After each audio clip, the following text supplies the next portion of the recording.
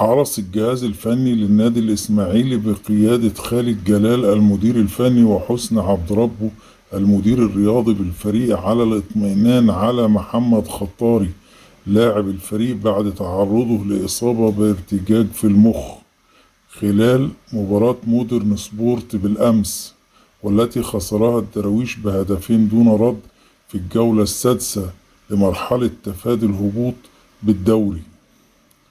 وتعرض محمد خطاري لاعب النادي الإسماعيلي لإصابة قوية خلال مباراة فريقه أمام مودرن سبورت في بطولة الدوري المصري،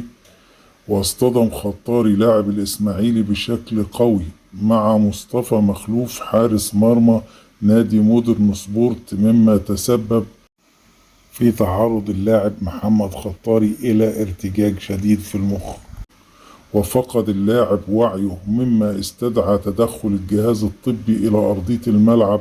لعلاج اللاعب، إلى أن الجميع تفاجأ مع بداية الشوط الثاني من اللقاء بدخول اللاعب أرضية الملعب واستكمال المباراة بشكل طبيعي.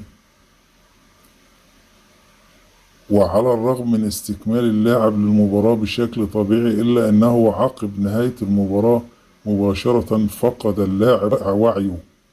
وسقط على الأرض في الملعب، مما استدعى نقله إلى المستشفى محمولا في سيارة الإسعاف من أجل إجراء الفحوصات اللازمة والاطمئنان على حالته الصحية. وفي إطار حرص اللجنة المؤقتة للنادي الإسماعيلي على تحمل مسؤولياتها كاملة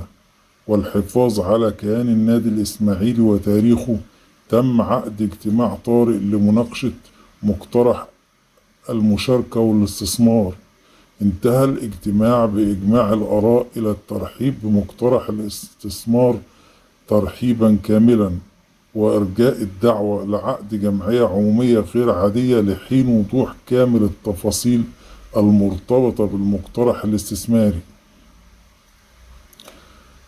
على أن يتم مخاطبة وزارة الشباب والرياضة للتأكيد بشكل واضح على تمسك النادي الإسماعيلي الكامل بهويته وتاريخه واسمه، وعدم المساس برخصة وضعه القانوني لدى الاتحاد المصري والاتحاد الدولي.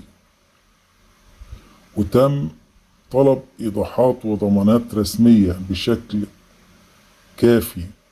في النقاط التي تثير القلق، وعلى رأسها الحفاظ على كيان النادي الإسماعيلي وحقوقه التاريخية والمستقبلية. وسيتم طرح كافة الإيضاحات الواردة في هذا الشأن بكل شفافية، بما يحقق المصلحة العليا للنادي الإسماعيلي وبما يطمئن جماهيره العظيمة.